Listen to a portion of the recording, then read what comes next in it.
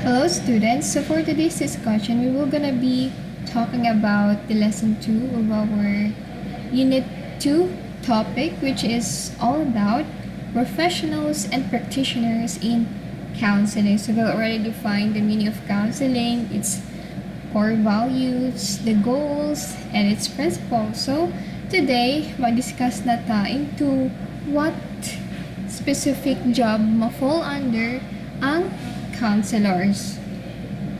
Okay, so let's proceed. But before we're gonna be diving in with the concepts under this lesson, first let us define our learning objectives for today. So at the end of the 1-year period, the students are expected to first show understanding of the roles and functions of counselors. Second one, identify specific work areas in which counselors work. Third, identify career opportunities for counselor. And the last one, value rights, responsibilities, and accountabilities. Okay, so let us discuss first the roles, functions, and competencies of counselors. So, usa di ay ang mga kaukulang tawagan na ay basta usa day ang roles or usa day ang kaya na buhaton ni counselors or functions or unsay kailangan or unsay function niya sa atong society. Same with competencies, unsa man ang mga certain aspect or certain values niya kailangan i-possess ni counselor to become a very effective or to be called as effective counselors. Now, every counselor, let me just use this pointer. So every counselor class undergoes on a thorough training and certain competencies are instilled in them to best serve the client. So, hindi lang rigorous training class ang gi-undergo ni counselor para ma-attain niya ang mga kailangan na i-possess which is demanded by his or her job, but there are also competencies na ilahang gina-develop to better serve the clients. So, counselor are dealing with people who are muddled through with loss or loss of someone that you love, depression or yung depressed ka, wala ka balong sa imong buhaton, addiction, whether it is a drug abuse or alcohol addiction, cigarette addiction, or any type of addiction nga maglisod nag-resist ang imuhang lawas, relationship issues, and other everyday struggles. However, in order to have an effective counseling, a counselor must possess the following. The first one, patience. So, in Bisaya term, it is what we call pasensya. So, taas o pasensya ni si counselor class. So, a counselor should understand the differences in every individual. Not all people who visit the counseling center will be cooperative with the session, especially if they are having difficulty in processing the discussion. It may take time for the clients to accept certain things and to move towards positive changes. So, if you want to pursue counselor or if you want to be a counselor in the near future, then you should have this patience kasi nga class, hindi lahat ng client natin in the near future kuan ka ng open sa atong ginapang advice or open sa atong mga pagabuhaton. So, dapat na-adyo tayo taas na pasensya para ani ng mga tao kay na-adyo ubang client class na magahi jug ulo. Okay, the second one is good listener. So the clients must be given time to express their dilemma, or their sorrows or their problems, and counselors should spend a significant amount of time listening to their clients. Counseling is more on listening than talking. So, dapat karon students pa man mo, dapat ma-practice na ninyo good listening, because counseling, or the profession of counselor, or being called as counselor, it really demands you to have this good listening skills para ma-appreciate jud ni client nga ikaw naminaw jud ka sa iyang mga problema or sa iyang mga burdens in life. And always remember, counseling is more on listening than talking. So, you let your client burst out their problem or burst out their concerns para at least ma-relieve sila sa tension na ilang ginadala-dala kada adlaw. Okay, the third one, compassionate. In counseling, genuine care yields positive result. The client must sense that the counselor is justly concerned to them and is solicitous to his or her well-being.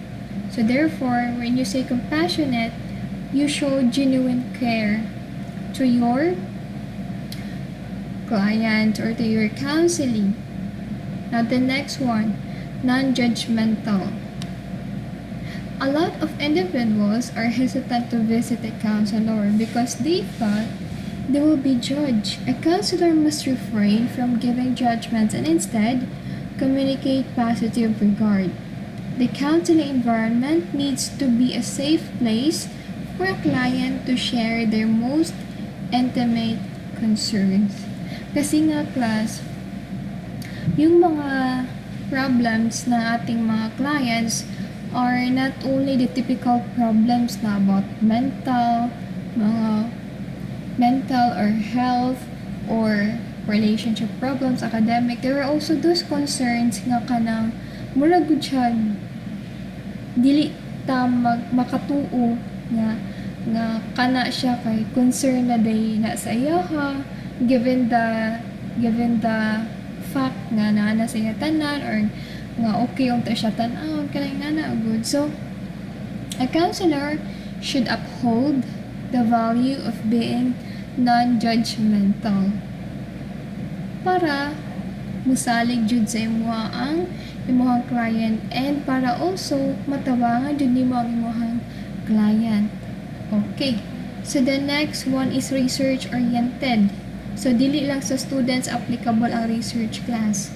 Being a counselor or kanang exploration of new knowledge, being a counselor class, it involves a significant amount of time spent in researching. There is a need to stay current on the research in order to identify the best approach in helping the clients. As we move into the new era of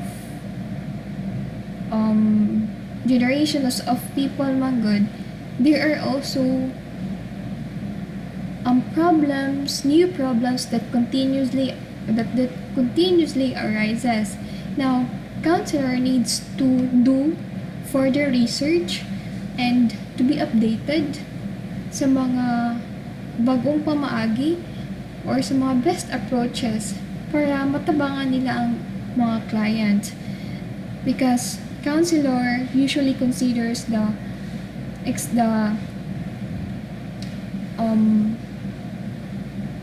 evidences coming from the scientific fields, from the psychology, so kailangan nila og continuous updates sa mga information para matagaan nila og sakto nga pamaagi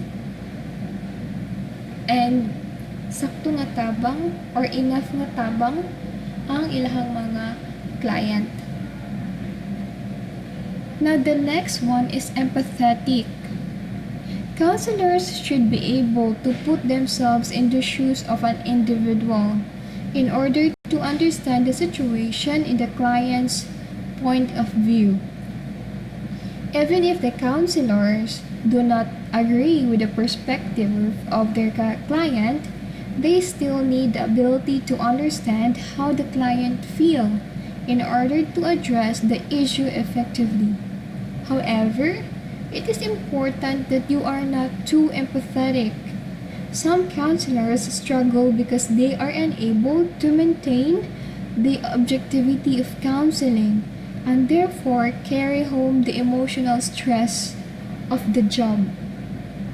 Now, counselor class should be empathetic all the times, or they should be able to understand the situation of the individual by looking at the individual's point of view.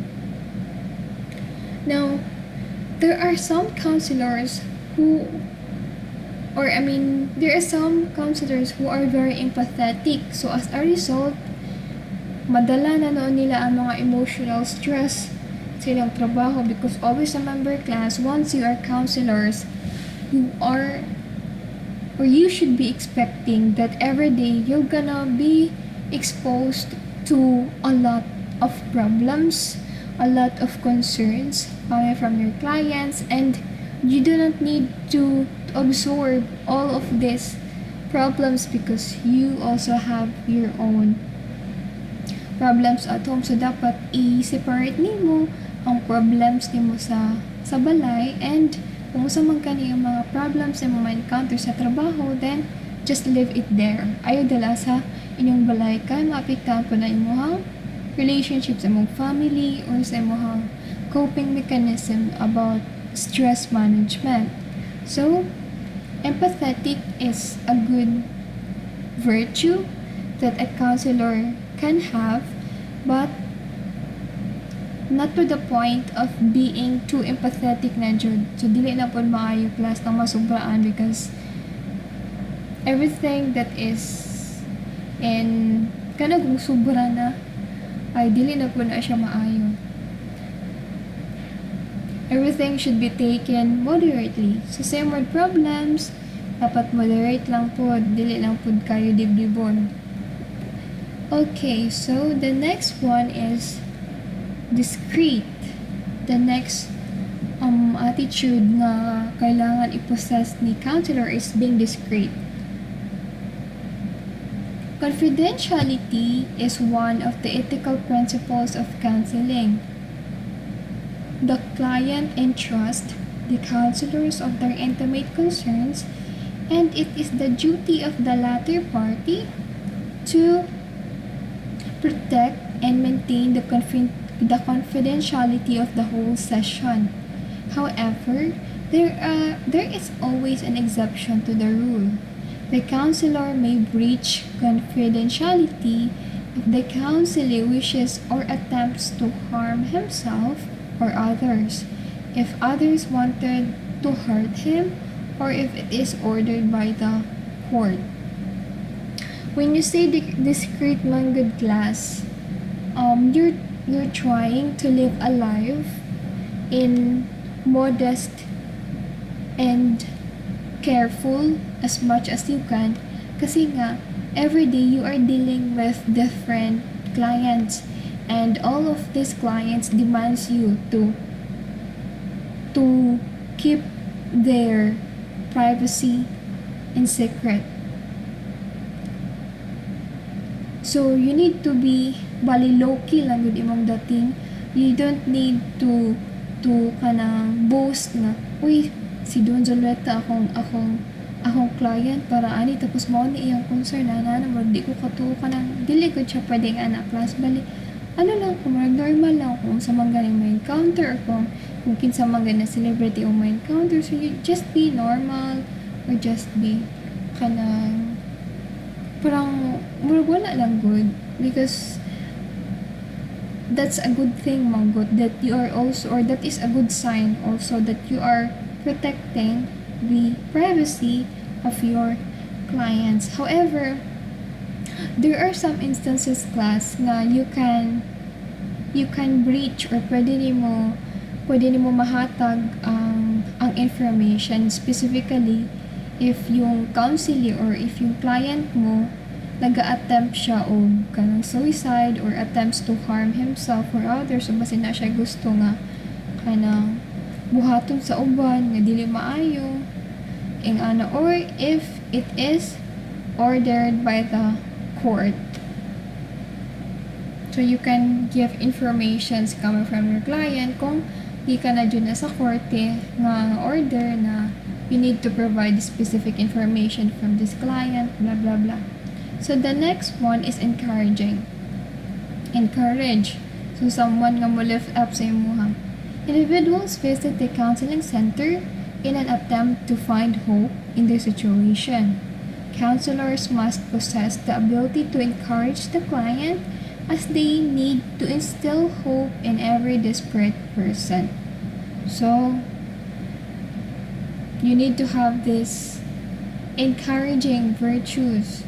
So no matter how negative the world is, you need to instill hope in every client that you met.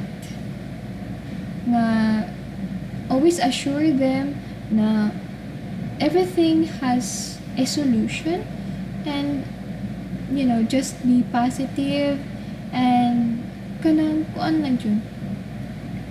Dapat kaya ng mga problema. So, one of the good thing that a counselor should have is to be an encouraging person.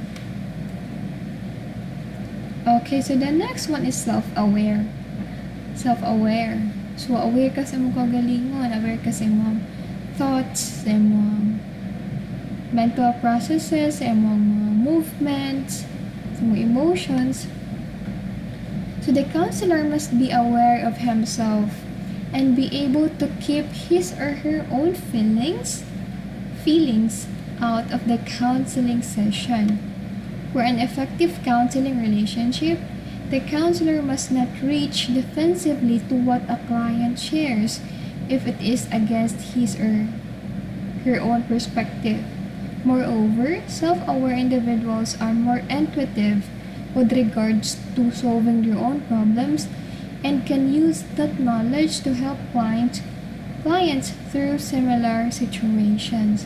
So self-aware class, in a way nga, you are not trying to insist that your idea or your perspective is correct, because no matter usa nga mga ideas ang ipang-share ni client, you do not need to react always defensively. Kasi nga, that is also a good sign, or that is also a good steps for you to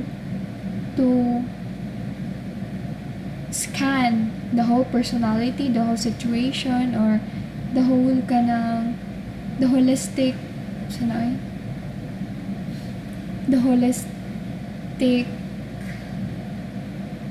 being of the certain individual, because if you're able to hear out all of these things coming from the client, even if naay ubang idea dili siya or mo against sa imong perspective, then makabalo na ka mo psycho, or makabalo na ka nga ay ang ani dani siya person ang ani.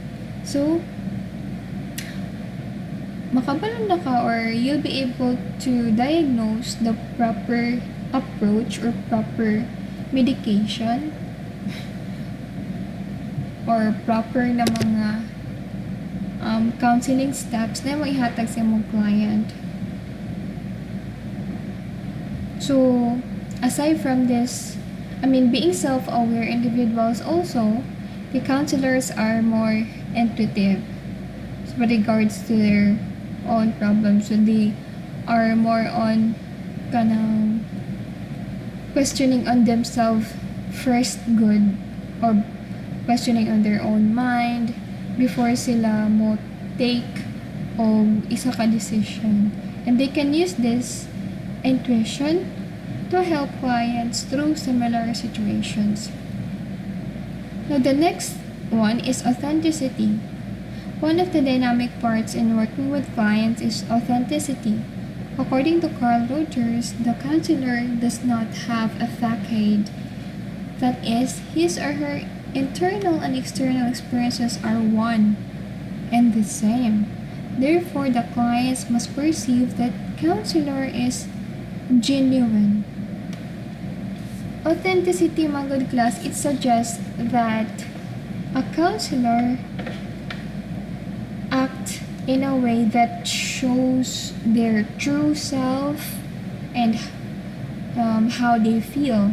So therefore, a counselor, rather than kanang showing the people their particular side, so counselors should be able to express their whole self genuinely. So bali, ano ka ba? Makatotohanan ka nga tao, wala ka tinatago, you are true to yourself. Kaya once manggod makasense ang imong client nga you're true to yourself, of course, they would not doubt nga musalig sa imuha, nga ikaw makatabang sa ilaha, nga na. Okay, so let us go with the area of specialization where counselors work. In a diverse community setting, counselors provide a variety of counseling, rehabilitation, and support services. Their duties are diverse depending or nagkalailahi depending on their specialty, which is determined by the setting or yung kanang environment nga ilang gitrabahuan and the population or the people that they serve. Number 1.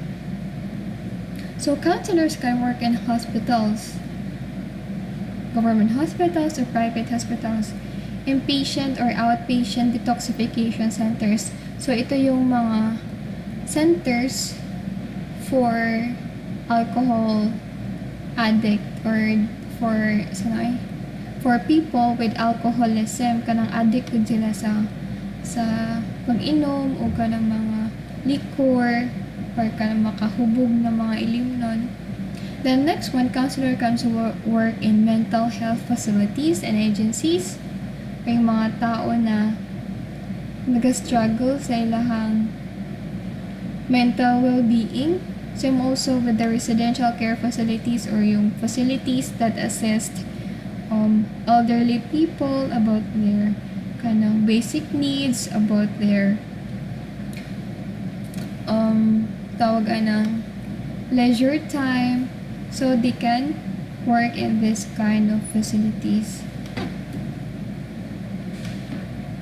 Now, halfway houses, bago kayong pangalan class, so ang halfway houses class, it is usually an institution for people with criminal backgrounds or abusive drug background, and these people have the tendencies to learn or relearn the necessary skills to be reintegrated into the society and better support and care for themselves. So therefore, kining mga halfway houses class mo ni siya ka ng mga counseling center nga naagod tong mga bag-ulang nakalaya na mga na-imprison good or na history about drug abuse, so they can work in this kind of facility. Same also in the geriatric related facilities. It also pertains to mga facilities na para sa mga elderly people with disabilities or with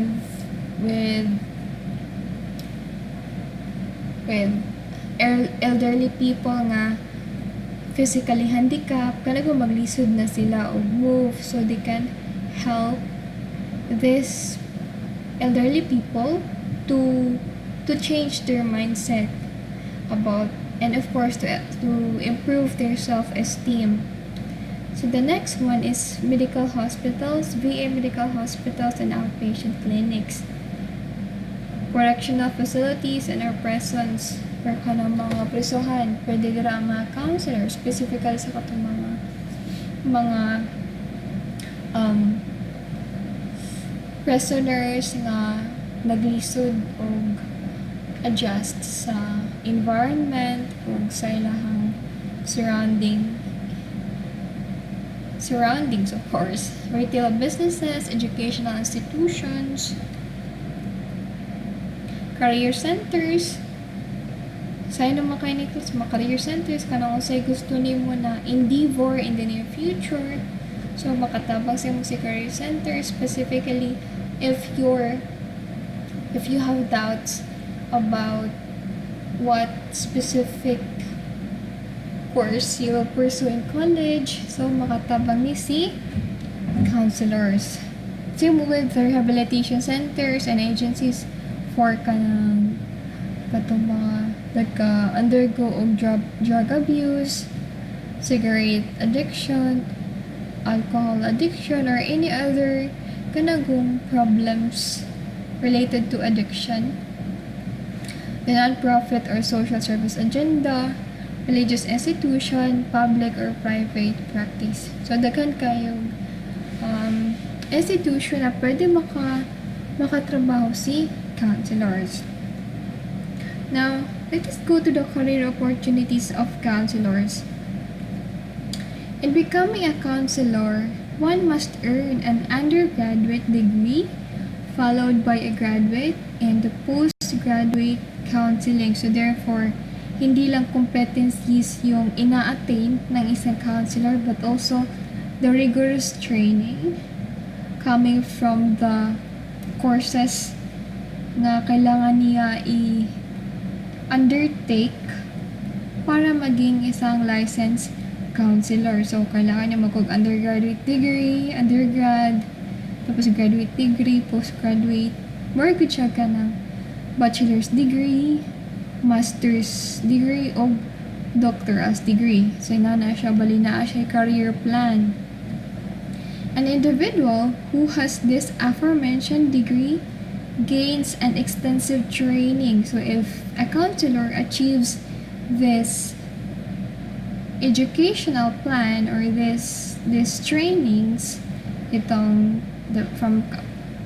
the bachelor's, from the master's, and the doctoral degree, then he will gain an extensive training, knowledge, and experiences that allows him or her to assess individuals in their counseling needs, because the better knowledge or the more knowledge kana sila, the more nga daghan silang options kung saan nila pagtabang ang isa ka client or ang isa ka counseling. These professionals are qualified to provide services which depend on what type of counseling they specialize in, which include rehabilitation, because naman ko'y counselors class nga naka-specialize sila sa rehabilitation, mental health, sa career, school, substance abuse, behavioral disorders, marriage, and or family issues. So, bali naka-specify ang ilahang field. Bali na ay mga counselor nga nag-focus lang ani ng mga certain fields. Kay the more manggod nga diri sila nag-focus or ani sila na certain field na focus, then the more sila makabalo kung saan pag-address ang isa ka problem coming from their clients. So these are the 5 of the most popular specializations in counseling. You have the school counselor, the career counselor, schools counselor if you're kanang nani siya sa eskwelahan nato, mutabang ni siya sa mga students nga naga-struggle about their academic problems, their personality disorder, or personality problems. Now, the second, the career counselor. Career counselor is for kanang imong career. If you have options to be a doctor, tapos ginasala nimo imong mga skills kung okay ba, so makatabang si career counselor, mental health counselor, marriage counselor, and rehabilitation counselor.